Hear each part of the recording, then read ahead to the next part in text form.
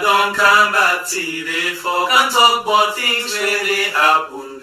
Are we on sweet yards alone? I know we all.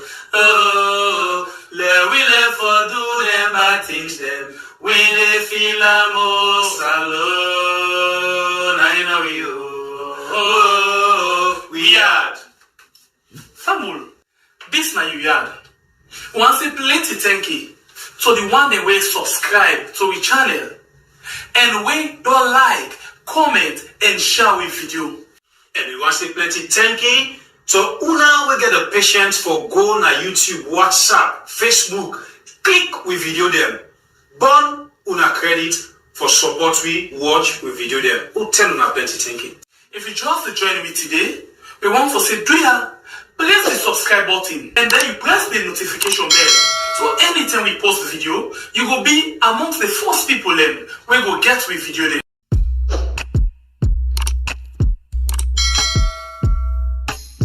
Yes, subscribe.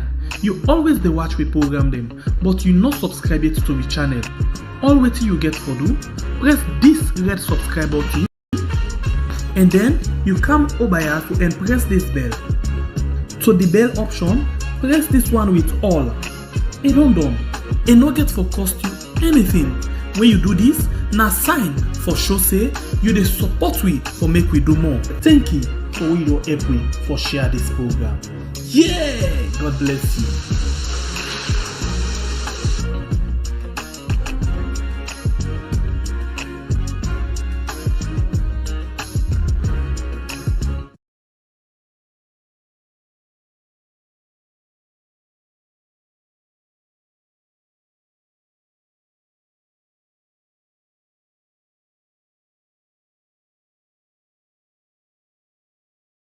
But we also had a few additions as well. We had Dr. Teresa Tenedick. This is somebody who holds a PhD in agricultural extension and rural development. She has vast experience in working in Nigeria, in China, in Dubai, many countries. We also had in the reshuffle, we had Rupert Davis. This has been a seasoned person in foreign service. He was one time state chief of protocol. Under the late President Kaba. He also worked as a minister counselor in the UN as well, in a permanent mission there. And so people who are joining us, they are coming with enormous value to add to the cabinet, but also people who have been there. They have experience that the president believes that they can share around other ministries. But I'll have to end by commending people who had served. For instance, the Honorable Mrs. Nabila Tunis. She served in two different ministries before now, and she did extremely well because remember it was under her leadership that we had the mid-term development plan when she was economic development and planning, and when we went to foreign affairs, we also made sure that we rebranded our country. So she did extremely well. We also saw someone like Mamadi Gobek Kamara. She's now moving as deputy minister to foreign ministry, which I think also would have enormous value. And my good friend Solomon Jaimo is also coming back to Ministry of Information. As you would know, he's a spokesman. Yeah, so that is something obviously that it will just probably go back to where it came from. But in a sense, the point I'm making is that because you have a very competent cabinet, people who are very competent in what they do, and a government which has done extremely well, so when you do reshuffle, you realize that you move people around to make sure that areas where we believe that their experience can be of enormous value, they can add to it. And you made mention of Dr. Ali Kaba, who is now going to Egypt. You also remember that we have to strengthen our relationship with the Arab world. And because of his experience from a foreign minister, from a permanent representative to the UN, and now he's going to Egypt, we believe that that will also continue to further and strengthen our bilateral relations with Egypt. There are some few jokes over the weekend, which most people are saying that the Minister of Foreign Affairs, Madam Nabila Tunis, was asked to leave the pitch because she failed to call the former president Ali.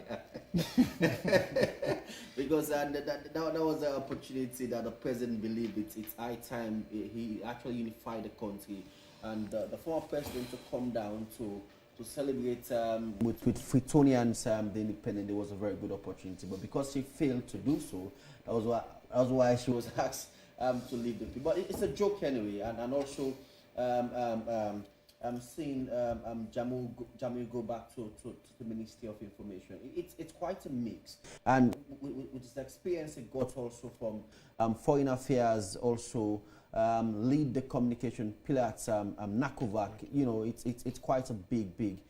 Most people believe that there's going to be that kind of working relationship with him and the minister. I mean, on the first issue, I think that was not the case. I'm happy to say it's a joke. But I mean, my only comment I was going to make to that was that the former president was invited at the same time as the former vice president, Honorable Victor Fo. Remember, he lives all the way behind Bo. Bo is further to Freetown than McKinney. He was able to come, you know, for the occasion. But even at the state launch that we had, the mayor of Freetown, she was there. She had to. She was at the launch. And in fact, when the president, Dr. Julius Maada Bio, came in with the president of Ghana, and then they went in for the reserve place where the launch was, she had to ask to join them. So it tells you that when we have opportunity for a country to come together, you know, it builds our leaders, past and present, for them to rise up to the occasion, you know. And I think it was unfortunate that, you know, that he did not attend. But back to the issue about Solomon. I think Solomon has been brilliant. He's been exceptional in terms of how he has handled himself with issues of NACOVAC, being the spokesperson for NACOVAC. He has got clarity. He has got the confidence that it takes. You have to remember, every government, you have people who have their own turf, areas where we think they can add enormous value, you know. And so we believe that the president believes that Solomon going back to the Minister of Information would also give you good support to the minister, who has also been very brilliant, Minister Rado, in communicating government agenda, government activities as well. And then Mamadi going there would also think as, yes, people have been raising concern that, you know, the woman, Mrs. Nabila Tunis, who has been foreign minister, now we don't have any woman of that high standard in government. But we don't see it that way.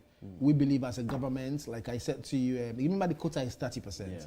As even with this reshuffle, we've achieved 21% in 3 years. That is a huge task. You know, that is a huge achievement that we've made. We have women in government who occupy places, because remember that when you look at a government, you look at people who can always add value to a government, people who can always work towards ensuring that president delivers on his agenda, you know. And like I said, Mrs. Tunis, she did extremely well under her leadership, both in the 2 ministries that she presided over. Before this time, she did extremely well. So we are grateful for her leadership. We are grateful for the time she spent. And history will remember as somebody who made a contribution. But now that obviously we have got a new set of people coming in, we also want to welcome them. Like I said to you, Dr. Teresa Tenedik, Rupert Davis, they are joining us and team, because we believe that the president is committed to delivering on what he promised this country. And so far in the manifesto, we've done 28 out of 38. That is a huge achievement in 3 years. But we are not sitting on that laurels. We are not sitting on that achievement. We want to do more, because that's why the president said that it's a work in progress. So we believe with this new team coming on board, with this new framework of the cabinet, we believe that we'll continue to make sure that at the end of the day, we deliver for the people of this country. Okay, I'm going to come back to you. Let me bring in IBK into the conversation. On Wednesday, we're expecting the FIFA and CAF presidents to arrive into Sierra Leone for the first time in the history, and for us to host these two big personalities in Sierra Leone. Yeah, that's so true. Like you said, when you know, I mean, introducing me earlier on, it's actually going to be a very busy week, because we're into the week already, just like we had a very busy week as well last week, when the Secretary General of FIFA, Madam Fatma Samra, also visited the country. Yes, the president of the world governing body for football, FIFA, Gianni Infantino, is going to visit, along with the president of CAF, Dr. Patrick Mosepe. They are going to come. By the way, Patrick Mosepe is going to bring his wife and his 2 sons to the country. This is a blessing actually for Sierra Leone. It's a landmark visit, like you said rightly. This for the first time in the history of Sierra Leone football, we're paying host to the presidents of FIFA and CAF in our country. Imagine what that means. Well, it goes back to answer to the question that most people have been asking. Don't forget, recently the president of the Sierra Leone Football Association, Madam Asha Yuansing, got elected as the first West African woman to be elected to sit at the highest decision-making body, in terms of world football governance, which is the FIFA Council. So, I mean, Sierra Leone, that's a huge achievement for us as a nation. I mean, she's always been saying that achievement is not just for her, because when she sits there, it's not just her name, but the country's name. We know that now that Sierra Leone is represented there. As a matter of fact, only 6 countries are there at the FIFA Council to represent the whole of Africa. And among those 6 countries, Sierra Leone is one. So imagine that kind of achievement. So now, because of that, her recent position, she's now at the position to be able to influence, some of these people to come into Sierra Leone. I mean, she got elected, in less than 3 months ago. Now the FIFA president is coming to Sierra Leone. The CAF president is coming to Sierra Leone. I mean, are they just coming to say hi and everything? No. I mean, they are coming into the country is basically to try and establish, a very good and a tighter relationship between Sierra Leone as a football federation, Sierra Leone Football Association, and as a nation with FIFA, with CAF as well. These people do not just go to countries just like that. I mean, no disrespect to other countries they've never been to. And we all know Sierra Leone is a very small country, you understand? But we have what it takes. This is basically about, letting the world know that indeed we are ready as a nation. We may be small in terms of our, geographical presentation or what have you, but we have the might, we have the strength, we have what it takes to be able to register our name as a nation, to be able to fly the green, white, and blue at the highest level when it comes to football governance. We're there already.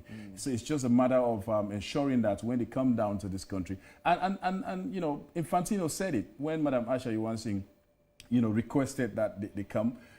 In his response, he said it clearly. He said, is very much, happy to come, and visit Sierra Leone, and not just to visit, to also ensure that, they see how they can help in terms of developing Sierra Leone football, and ensuring also that, its values are basically upheld. So this is actually going to be massive. It's going to be a day's visit, but we're going to ensure that we utilize that 24 hours as best as possible to ensure that, when they eventually return, they would have left, an indelible, sign or footprint, if you like, in terms of development and growth when it comes to the game. Like you said, I also learned that the CAF president is a businessman, yes, and also there will be some opportunity for the business community also to benefit from his experience that he got in terms of how should develop a business. Exactly, that's so true. As a matter of fact, Mr. Musepe is one of the richest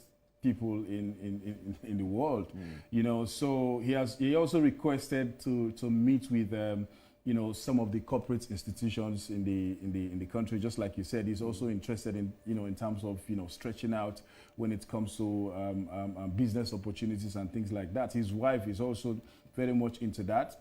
She also requested to meet with some of the key women that have contributed greatly in terms of pushing our country forward. So we've arranged all of this. So it's actually going to be several meetings, well, at least 3, because the main meeting will be with the football family. They want to interact with the football family. That is very much important to see where do we have problems? What do we need? How do we want them to come in terms of helping us? Because we need to catch up. We've missed out a lot. We've spent several years, fighting. To me, I say it's senseless, you understand, at the expense of the country's growth and development. Because over the years, if you check the number of years we've wasted in terms of fighting here and there, who has really gained?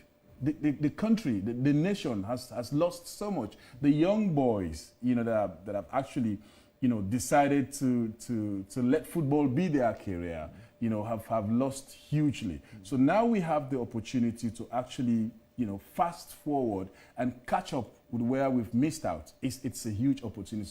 So this is exactly why one of the reasons they are going to come down to ensure that we let them understand. Because as we speak, we recently officially opened the newly installed artificial turf in Kenema, which is obviously FIFA funded and SLFA owned, basically. So now another breaking news is going to come out pretty soon, because it's going to be 3 that are going to be constructed right across the country rapidly. 3 are going to be constructed simultaneously. So this is what we're talking about. We need more pitches. We need stadiums. You understand? How is the going to benefit from? Well, that's for the executive committee to decide. I'm just trying to tell you the plans that the Sierra Leone Football Association, the president and her executive committee, the plans they've cut in terms of the rapid growth and development of football in the country. I'm using the word rapid, and it's deliberate, taking into cognizance, how much we've lost over the years. Now people are saying, okay, we're just talking about, the Kenema artificial turf. We were supposed to have benefited a lot more than just that. But if you think about the number of years we've spent in terms of fighting, at some points challenging FIFA and things like that, but all of that we've now put aside. And this is why we have, as a football federation, have always been saying that we really and truly appreciate. We're so much appreciative to this present government because they've been able to give us the enabling environment. The seeming chance to be able to do our work, because no matter how much you're connected internationally, if you don't have the latitude to be able to do what you want to do, it will continue to be tough for you. But the present government, really, we have to say thanks a whole lot to them for giving us, the level playing field. You understand? For not interfering, for not trying to tell us what we should do, or what not. They've always been ensuring that they give us the chance to be able to do our work. So basically, this is why now we can confidently say we are ready. And this signal has been sent internationally. This is why these people are coming down, because they've been following over the years.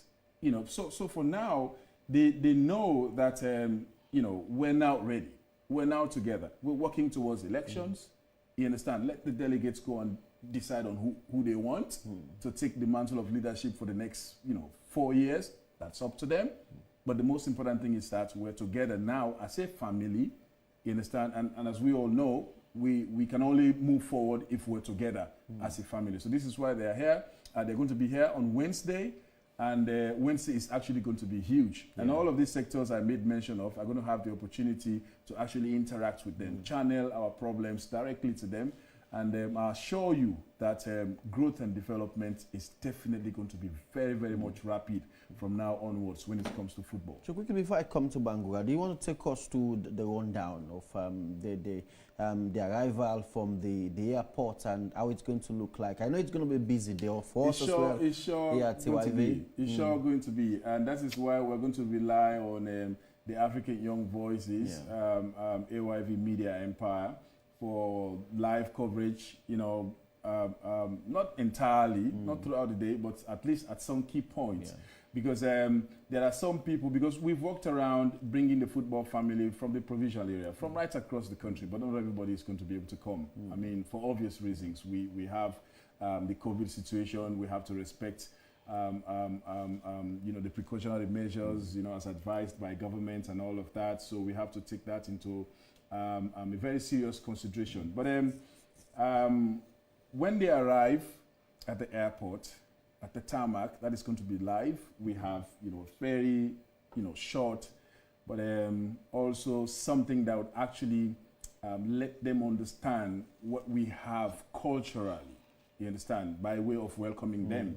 And then as soon as we get across and come into Freetown, the first thing is to pay a courtesy call to the president, His Excellency Brigadier Retired Chilios Madabio. That's the plan. We're still working on that through the Ministry of Sports and the National Sports Authority, because that is what protocol demands. We're still yet to get, confirmation, 100% confirmation. Thank God Kex is here. That's how he's formally called. I hope Kex will not say it's an ambush for him anyway. Yeah, no, it's not. I believe, it's not my fault anyway. No, he doesn't have to. He doesn't have to respond to that. I'm just saying. I mean, the fact that he's here now, he must have, taken this into consideration. So when he goes back to his office, he'll be able to use, his own influence to push this. But then it's very important, because these two people coming. And the good thing is, it's actually boring, just fun. You got that wrong. It's Cambo Eagles, actually. They are the owners of the newly installed pitch. Yeah, I know, and he likes football so much. And I think they won the very first match they played on that turf. They won that match. Yes. No, Cambo Eagles, it was with FC Juansi, their first match. That was in Bo. I meant it was against Mighty Blackpool. Exactly. The first match they played on their turf, they won it. So imagine how much more matches they are going to win on that match. But on a more serious note, we're looking forward to 100% confirmation from the part of the government through the Ministry of Sports and the National Sports Authority, like I said, because Gianni Infantino and Dr. Musepe, they are really, really looking forward to meet His Excellency the President before doing any other thing. Even if it's just, because I understand that very day is going to be Cabinet Day or something, but even if it's just for 5-10 minutes, I believe, the management of State House will be able to give us that opportunity, just so that, there is that, some amount of interaction, between the FIFA delegation and the government. So yes, right from the courtesy call, we'll go down to Bintimani, where all of these, meetings are going to take place. And immediately after that, we have a cocktail dinner for our guests, and then they'll be leaving on the same day. All right, so I think it's a good move, which I believe it's high time we take the U-turn in terms of bringing back the game we all love. And, I was actually planning to go to the stadium this weekend to watch my Lions playing, and I wish one day we'll play Cambo Eagles in the league. It's my friend anyway. All right. So quickly before coming to Bangura, and the issue is about the minister, Jacob Jusafa, still holding the position of finance minister, while he's actually been appointed as chief minister. Why is that? Well, I think my job is just to communicate what the president does. I know. Yes. So what we'll be doing is to make sure that whilst he serves as the chief minister in the interim, it will be superintending the Ministry of Finance until the president decides otherwise. But we also have to put that into context. That remember when we came to office, we had the inflation rate was about 15.3%. In March, we are 8.95%. That's substantial. Under his leadership, you also remember that we have recruited about 5,000 teachers, 4,000 health workers. We've done salary increases for teachers, about 30%. We've done also the same for people in the security sector, 25% starting this April. And remember, when we came to office, all the international financial institutions, they've all left. Because he has been able to use his experience and his network to recalibrate that relationship. As I speak to you now, we have received from the IFIs almost more than 800 million, and almost 60% of that is grant. So what does it tell you? It tells you this is a man, yes, there are challenges in the economy, but he has done his own bit and he has been faring extremely well. So what is happening is that he's going to bring his enormous experience to the office of the chief minister, but at the same time, until the president decides otherwise, he's going to superintend the Ministry of Finance, which I think he will do extremely well. I'll come back to you to talk about the new names who actually came in to serve in various positions as well into the government. So today's World Labour Day, Sheku, and also just recently we saw the Ministry of Labour with a press release with regards to the lifting of ban on overseas recruitment, and your organization have a concern with regards to that. Yeah, thank you very much. we don't have too much problem with the lifting of the ban, but we have problem with the mechanism they try to put together. And because when the ban was lifted, just about a week, we had that they want to take people to Saudi Arabia to go and work. So I don't really know exactly what are the mechanisms. Because as I'm talking currently, there are people stuck in Oman, crying to return back home, crying, explain all their situation, how they maltreated them.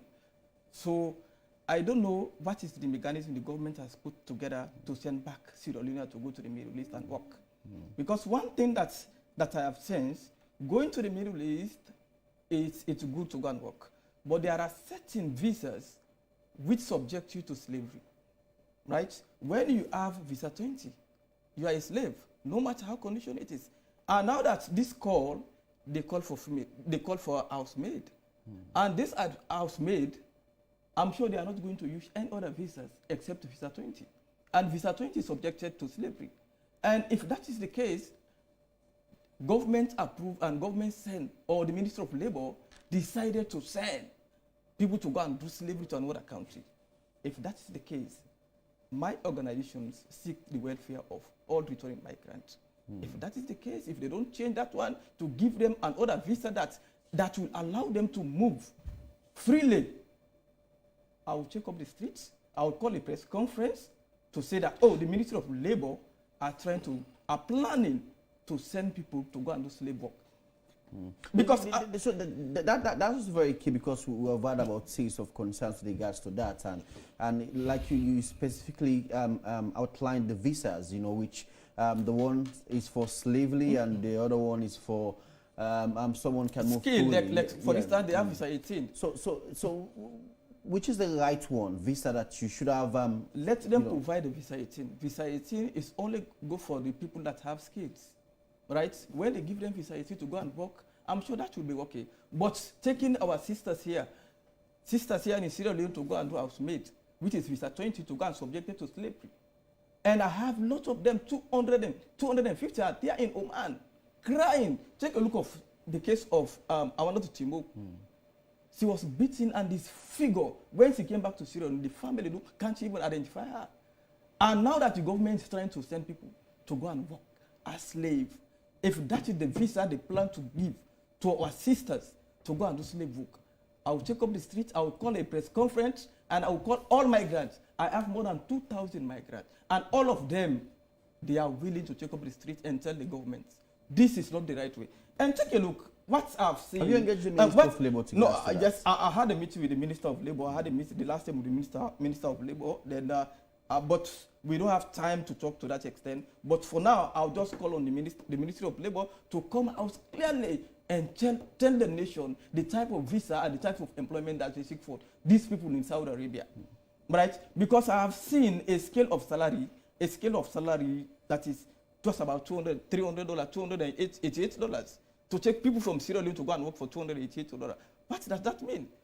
And there are other people in other countries that work $700, $800. Now that our Sierra Leone government here and the Ministry of Labour want to send people to go and work for $288 as slave with Gadama, because they have, in the Middle East here, they approve slavery. They approve it. Once you accept that visa, there is no way you can change it. As far as you have accepted visa 20 to go and work under visa 20, there is no way except you go and work as slave. And when those people have pressure over there, I am the one they call. Okay, they normally call me, Mr. Bangura, we are stuck here, want to return. I have to pant in and out for me to get phone for them to return back home. Write IOM, talk to IOM. Yes, still there are others crying, maltreated in Oman. There is no funding for them to return home. But I think... Well, now that government...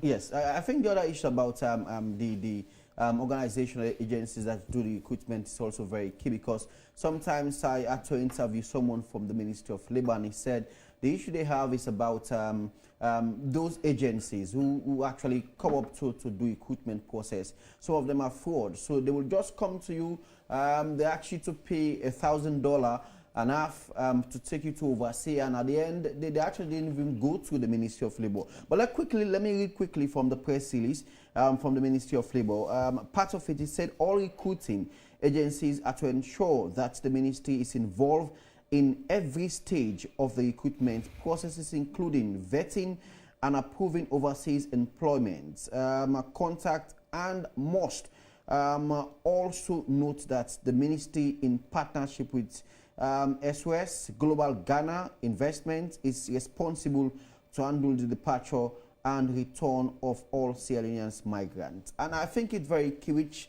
talks about the relationship, which you said, that if you want to do recruitment, you should go directly to the Ministry of Labour. Yeah. And those who want these overseas jobs, to ensure that some of these companies hold a well-certified document from the Ministry of Labour before they involve into it. Yeah, that is a key. But the other area that you have to look at carefully, the type of visa that they issue to them.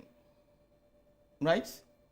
No matter you go to the Ministry of Labour, they offer you an employment. As long as you are issued a slave visa, you are subjected to slavery when you find yourself to that country. Those people will not change.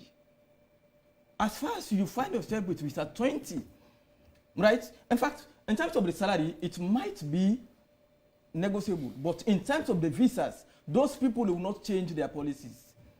Once you accepted it, then you become a slave. And you can work as a slave. You have no right. Right? So that is my key concern. The other area talks about the salary.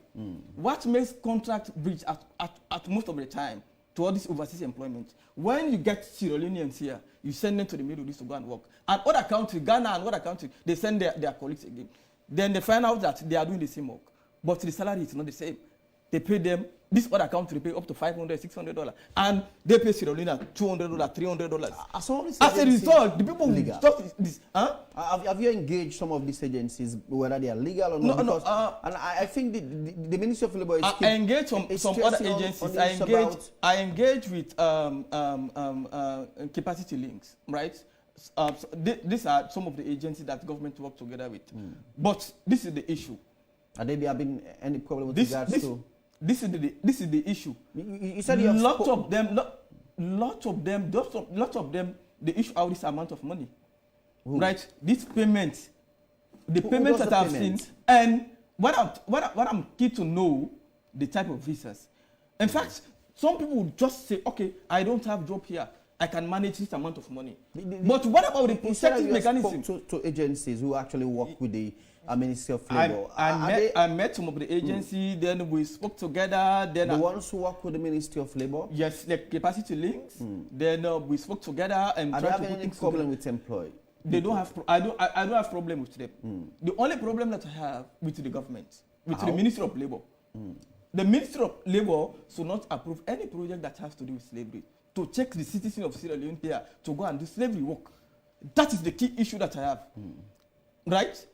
Let them try to give them the right visa that they're supposed to have. But the visa is my problem. But I'm actually quoting to the press release which they released just recently. It says that according to the press release from the Ministry of Labour, it speaks about they are not employing the people. They have the agencies who actually should register to the Ministry of Labour. That is why they said the public is further informed that fees to be charged where necessary by recruitment agencies is yet to be endorsed or certified by the ministry. The public is hereby advised not to transact businesses with any individuals or recruitment agency without proof of the approved employment certificate and confirmation of endorsed fees from the Ministry of Labour. So I keep wondering why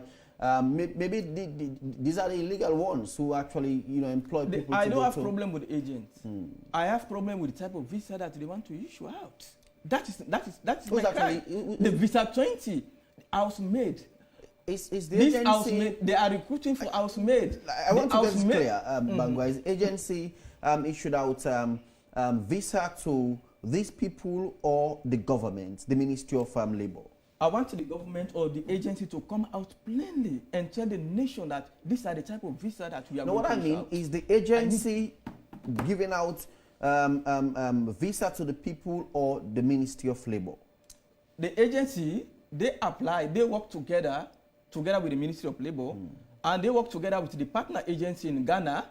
They apply for visas, and as far as housemaid is concerned, each and every Sierra Leonean that they take to go and do housemaid, they issue them housemaid visas.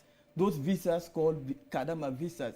Kadama visas in Arabic mean what? Slave visas. Once you accept that visa, you become slave. You don't have right when you find yourself there. Have you engaged these people? Because it's also very important. Like, you have a better knowledge with regards to... Well, that is why I said if the government or the Ministry of Labor, they don't have the idea of the visas, let them consult. Because I have more than 2,000 people came from the Middle East. And I worked for Middle East also. I have the idea. But if the government mistakenly accept this visa 20, their citizens will be crying over there for repatriation. How does it work with regards to the visa? Like you said, because I know they'll brief either the government or the agency who does the equipment in terms of the visa that will be issued out to these those who will be going to the Arab world. It should be proper negotiation. The visas will be issued online. Issue out visas online. We have got a job offer for you. Therefore, your visa will come out. Then when visa comes, they move. So that is why I'm insisted on the visa 20. This is the visa I don't need for the Sierra Leoneans to go there. And once they find themselves with this visa 20, definitely they are slaves. And it is a pity to say that the Sierra Leone government signed a contract for its citizens to go and do slave work in the Middle East. It's a pity. What country didn't do it? How does the arrangement go? Because the issue here is about we actually want to put our viewers in a bad situation where they can't even understand exactly. Because that's why I asked about who does the visa. Probably the government will say, okay, we have certified they Mr. work Bangura together with the to do. No, what I'm trying to say, what I'm trying to talk, I'm not certain that the government will sign for its citizens to go and do slavery over there. But that is the most cases for all the females. All the females that went there with the same visas. When you find yourself with... You'll agree with me, while we have seen most of our Sierra Leonean sisters, they face a lot of tough time in overseas. It was, you remember the government decided to ban all overseas employment. Yeah. And it was due to that process, we have so many of Sierra Leoneans who went to overseas because it was illegal. And I spoke to someone who went there, Mr. Sierra Leonean, and he said they didn't even go through the right processes. That was why they faced a lot of challenges. But most of those who went through the right process, they actually getting themselves okay. This is not talking about the right process. It's about what? Right. It's about the visas. When you're talking about the right process, So if you it's go about through the right, the type of visa. In the Middle East, they have a lot of visas. Mr. Remy, that is what I'm they saying. have a lot of. When you find yourself, go through the right process, even if you go to the right process, you if you find yourself with this visa 20 slave visa, you will be treated like a slave. That's exactly what I'm trying to say. What if you go through the right process? Even if you go to the right process, you have the right process, you go through the right process, but you are issued with this type of visa, you face some challenges. Because one, this visa only allow you to stay where you are working. No movement, absolutely. Once you move from this step to another step, police will arrest you. And once you are arrested, you'll be sent to prison. That is exactly what our sisters face, right? Some of them, there are a lot of young girls in Kuwait, in the Middle East, they are working. They have their money because they have the right visa. Visa 18, they are free. But once you don't have that particular visa, right? Believe me, once you only subjected to house arrest. And when it's subjected to house arrest, the madam or the master that you are working for is liable to treat you any kind of way as a slave. Right? So this is my cry. If government to issue out, if government to allow people to go out there and work, let them have the right visa. When they have visa 18, right, they are permitted to work, they are permitted to go out there and work. But if you don't have the right visa, you go there as a slave. Definitely you'll be treated like a slave. Because over there, they legalize slavery. That is why they have these visas. So once you accepted it here, it means you accepted to go and do slave work. So no matter how they treat you, And There is no one. And the ban was instituted in 2019. Yeah. And we have had series of so many of Sierra Leoneans who came back home with a lot of challenges. Just because of the same process, right? Just because of the same. Those who went there, even though they went there illegally, but when they have the right visas, they are there working, making money. But just because those of our sisters, they went there with the same visa, that is why they have problem. There are people who went there illegally. There are people who went there to discuss that. There are people who went there illegally, but just because those people they have the right visas, they are there working, making money. So that is what. So this is the issue. So that is what I'm saying. The process, but I know. Forgive me. I actually even bring Kex here to talk about that. But you know, it's working from the government, and I know it won't sit and allow. You know, in terms of I know it probably. Yeah. No, I think there are a few things. I can see he's very passionate about the issues. Yes. You know, but I also want to tell him that no government in the world, not our government, no government will want to send its own people into slavery. That is non-negotiable. You know, our government will not do it. Our president will not do it. The Minister of Labour will not do it. And that is why I like when you made mention to the issue of 2019. Because remember that before we came to power, you know, you had loads of issues. By 2019, you know, we had the ban to make sure it was regulated, you know. So if at this point he has concerns, I think you have to engage more. The only unfortunate thing you said was when you said that you will take to the streets.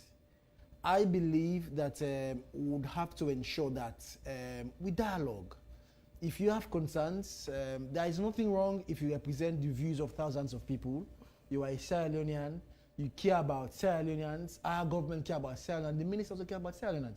That's the first place why the ban was made in 2019, because we wanted to regulate the system and the processes, you know.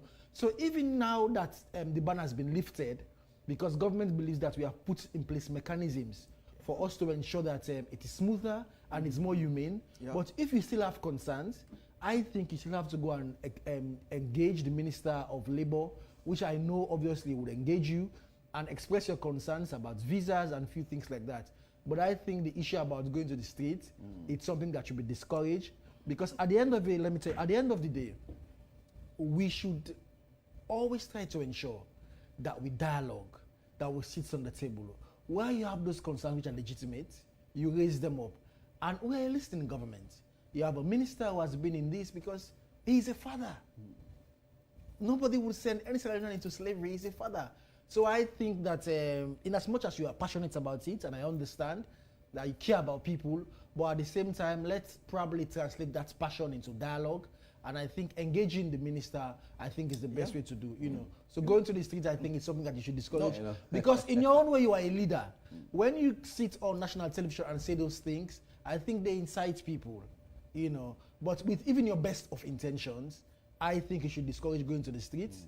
And I believe you should engage more and dialogue more, and for you to come to a conclusion. And where I think you need more clarifications, you need more information, I think the ministry will provide that for you, you know. But I think going to the street, I think is not something you should probably entertain at this stage. No, going to the street doesn't mean anything to me. What I'm trying to say, not just going to the street protest, no, calling a press conference, right? Okay. Call all those that I have, right, for them to share their experience when they are in the Middle East.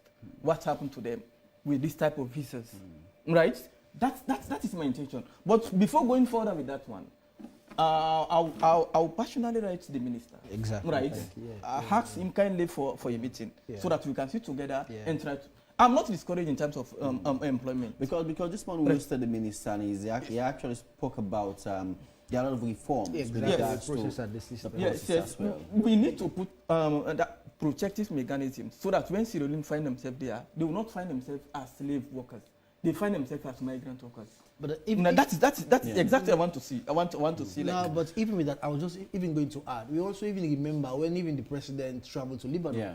It was even the president and the first lady. Yes. Who had to pay for people to return back. Yes. So, but what that means, it tells you that you have a president, you have a government who would not send any Sierra Leonean into slavery. Because that is not part of what we do. We are a compassionate government. That So is it. that's how I Accepting said to visa you- 20 Yes. as a government, it means we accept slavery. And that visa 20, I'm totally entirely so against it. quickly, I just want to go to our Facebook page. There is this comment. Often Kamara says, Mr. Wilson, the visa 18 and visa 20 is a problem that needs to robust effort by ILO and migration organizations to address it from the Arab and Middle East migration laws. Let's see, there are this type of visas they offer to migrants in migrant based on their migration treaties. I think even the visa 18 and the one you're talking also is No, the visa also 18 is quite okay. Somehow okay, visa 18, because once you get visa 18, it means you have some skills, then you have some freedom. But once you have this visa 20, you are only entitled to the place where you are working. If you are working to a housemaid, only within that house. The time you move from that house, police will arrest you. Okay. You find yourself to detention. I have a lot of migrants who are crying. Lot of them. In fact, lot of them who are crying in Oman currently, some of them are in prison. They are in prison just because of this visa 18, visa 20. Those who have visa 18, they are working freely. But once you don't have this visa 18, you have visa 20, you are a slave. My dear, you have no right. Okay, You have no right. I think it's good that you engage the You have no Minister right. of Labour, Yeah. because he By has vast experience, and he worked also back then for the Minister of Labour, and then he's now there. So I think it's a very good opportunity to engage him as well. Yeah, I'll try to put pen and paper together so that I can sit together with the minister. Because before now, I went to the minister and discussed just briefly, because the minister, we stay very close. After my house, the minister's house. So you Stay have the very, very, opportunity- very Exactly. close. So you have So minister discuss friend. very, very Exactly. brief one, Yeah, just minister brief is one. very But I'm sure I need to engage him more and more so that we can discuss this one. Sure. And to discourage all these visas. Yeah. We don't need these visas. In fact, the salary, people might go there and say, okay, this is just a starting. In the future, maybe the salary will increase than this. But going with this type of visas, let us not encourage as a country. Visa 20. Visa 20. We should not encourage visa 20. Okay. Okay, we are not up now. We don't have much time. So which one do you have? 18? No, visa 18, you have some rights. You have some rights. When you Well, have visa 18. like Keke Toma, said, I think you need to.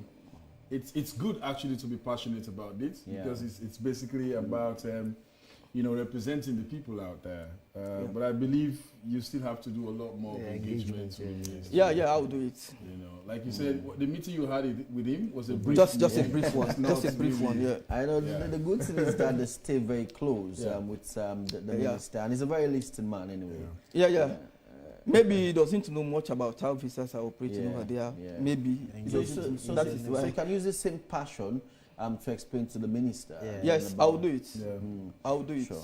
Okay, so we are running up now, and so I will start with IBK. What we should be expecting? I know we have a day and a half to go as we wait the FIFA and CAF president to arrive into Sierra Leone for the first time. Yeah, I mean, the good thing is, like I said earlier on, AYV is going to be with us right through the process. So, I mean, people are going to be able to follow the visit of the FIFA president and the CAF president, right through to the end. So, I mean, we're all looking forward to it. We can't wait to actually have them in our country, and we can't wait to start sharing our problems with them. We can't wait to bring them to pay a courtesy call to His Excellency the President, Brigadier Retired Julius Malabio. We cannot really wait. So I believe, like I said earlier on, and this cannot be overemphasized, it's a huge blessing. I mean, it's a landmark visit. We all have now to come together as a nation and make a very wise use of this visit. So it won't look like, okay, we've had the FIFA presidents and the CAF presidents, they came and they've gone. What have we seen afterwards, and all of that. And we also have to understand that it's a concerted effort. It's not just a matter of folding our arms and say, okay, let us see what Madam Aisha Johansson is going to do, or let us see what Chris Kamara is going to do. It's actually a matter of all of us coming together, you understand, and see where we think, we should prioritize in terms of the growth and development of the game. Because really, the main areas, we as a football federation have been able to point out, basically has to do with infrastructure, because you cannot play the game. It's actually a shame to see the Sierra Leone Premier League, some of the matches playing on an ordinary, soil. It has to be on a turf. For example, when Eastern Lions played against Baibure Warriors in Potloko, we saw the turf. It was not really pleasant because it was shown live on AYV. But we know it's actually sad to say that we're still at the embryonic stage of it all, because we're not supposed to be at this stage anymore. But it is still never too late.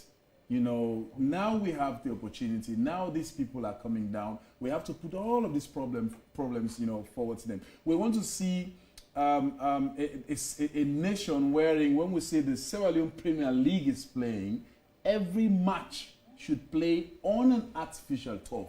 Or if it's going to be a natural turf, it has to be a standard one. That's actually the plan. And I think, with us coming together as a nation, we're definitely going to be able to achieve that. And I know, His Excellency the President, Brigadier Retired Julius Malabi, I know how much passionate he is when it comes to football. Just imagine, him having, what you call it, exactly, sitting in front of Infantino, sitting in front of him. But I think it's a very lucky man, sitting in front of him. We have struggled a lot with regards to Sierra Leone, very close to qualification for CAF in our home, and we have the opportunity to play there in our home. Exactly. And also is the first president to hopefully to host the FIFA president and CAF president. Sorry to cut you. In all of this, the most important thing is that now Sierra Leone is mentioned when we talk about global football governance. That's the most important thing. For far too long, we've been left way behind, but now, when people sit on a round table like this to determine what happens in terms of global football governance, we have a Sierra Leonean there. We have Sierra Leoneans there, basically, as a country representing us. So I think this, alone is a huge achievement for us as a nation. It's just a matter of us making use of that particular opportunity, because you can have an opportunity, but if you don't make a wise use of it, you still, continue to struggle with all of that. So I think, we're really ready, and we've sent that signal, and this is why these people are beginning to come down. And when they come and then they leave, eventually, rapid growth and development around the game is definitely going to be enjoyed by Sierra Leoneans. All right, and Kex? Well, I think as Sierra Leoneans, we would all welcome the FIFA president and the CAF president, because obviously it's a milestone event. Sure is. And I understand, because obviously you kept mentioning of the issue of their courtesy call. I understand. I think from the minister, they have already sent a message to the stage of protocol. Yeah. I think we are following up on that, and then we would see what would happen out of that. But I think it's a good thing for Sierra Leone. It's a good thing for Sierra Leoneans at the highest level to have those authorities coming in. But I think back to our reshuffle, I think our reshuffle will re-energize the team. Remember, I always say this. This has been a very successful government, a very successful cabinet. And even when people keep saying things about the office of the chief minister, we also have to put that into context.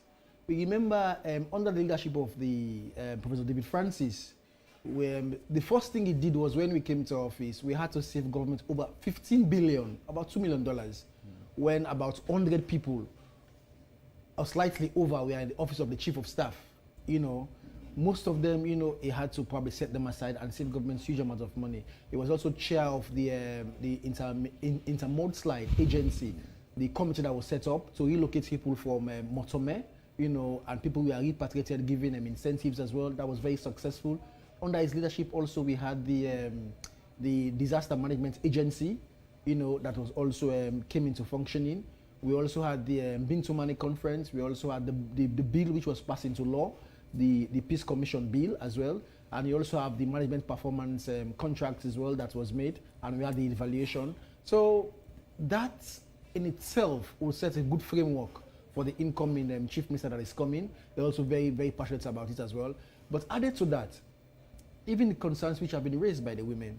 I said yesterday to Sally Adams that 21% of our cabinet are women. What does that tell us? That tells you that we are serious about women issue. But over and beyond that, we have also approved 5 billion for the Women's Empowerment Fund that will cater for all border chiefdoms, to give women, about 2,000 women, amount of money for them to do in their businesses. So I think our government, we are committed, we are serious, we are determined to make sure that we deliver for the ordinary people. All right, thank you very much. And Bangura? Yeah, my last message is this. We are not stopping the government to do what they feel like doing, as long as they are doing the right thing. In fact, providing job is a key. Lot of migrants, lot of returnees, they came home, they are stranded, they don't have a job. So if governments deem it fit that this is the only opportunity they have for them, let them just put the protective mechanism in place so that they will go there and work safely, come back to their country safely. We don't want a situation wherein someone left here, then go there as a migrant worker, and later return as what? A slave worker. I don't want that situation. We don't want that situation. Okay. That is why our organization was set up to advocate for the welfare of returning migrants, both home and abroad. So if that is the case, we are pleading to the government to sit together and try to put things together that will be able to protect the migrant worker. Okay, thank you very much, Shaku Bangua, Isukeka Tumasande, and IBK. Ibrahim Kamara, thank you very much, gentlemen, for being part of the show. So this is where we end this edition of News and Current Affairs Show. This day have been a presenter, David Wilson. Many thanks to the production team and technical team, and I want to use the opportunity to wish all of us happy Workers' Day. Till tomorrow for another edition.